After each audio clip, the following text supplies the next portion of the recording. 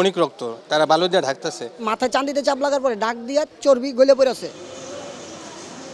শুক্রবার সকালে রাজধানীর বাসাবোর মায়াকানন মসজিদের পেছনে ১১ তলা নির্মাণাধীন ভবনের ১০ তলা থেকে হঠাৎ বাঁশের মাচা ভেঙে পড়ে যান ৩ জন নির্মাণ শ্রমিক। ঘটনাস্থলেই মারা যান ২ জন। অপরজনকে উদ্ধার করে গুরুতর অবস্থায় হাসপাতালে নেওয়া হয়। দুপুরের দিকে চিকিৎসাধীন অবস্থায় মারা যান তিনিও। নির্মাণাধীন ভবনটিতে ছিল না যথাযথ নিরাপত্তা ব্যবস্থা। প্রত্যক্ষদর্শীরা বলছেন, নিয়মনীতির তোয়াক্কা না করেই নির্মাণ কাজ পরিচালনা করায় এর আগেও রাজুক ব্যবস্থা নেওয়ার পরও তাতেও কাজ হয়নি। অনেক রক্ত, তারা বালু দিয়ে ঢাকতেছে পরে আমি আবার জিজ্ঞাসা করি, ভাই কি হয়েছে এখানে?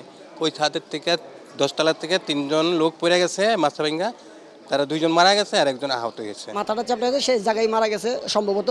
আরেকজনের মনে করেন যে মাথায় চান্দিতে চাপ লাগার পরে ডাক দিয়া চর্বি গলে পড়েছে। রাজুক যে পারমিশন দিছে তাদের পিলার দেখেন কোথায়, তারা 4 হাত 3 হাত বাইরে চলে আসছে।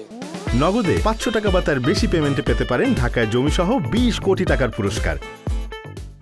এদিকে পুলিশ ঘটনাস্থল পরিদর্শন করে অভিযোগের সত্যতা পেয়ে নির্মাণাধীন ভবন মালিকের বিরুদ্ধে আইনানুগ ব্যবস্থা নেওয়ার কথা জানিয়েছে। যথাযথ নিরাপত্তা প্রোটোকল না মেনে এই কাজটি করা হয়ে থাকে, যেটি আমরা মনে করছি হয়তো হয়েছে। অবহেলার জন্য যারা দায়ী, ঠিকাদার প্রতিষ্ঠান অথবা মালিক পক্ষ যেই দায়ী হোক না কেন, আমরা তাদের বিরুদ্ধে আইনগত ব্যবস্থায় যাব।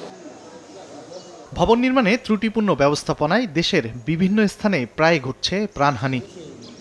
তানভীর হাসান মেঘ, সময় সংবাদ, ঢাকা।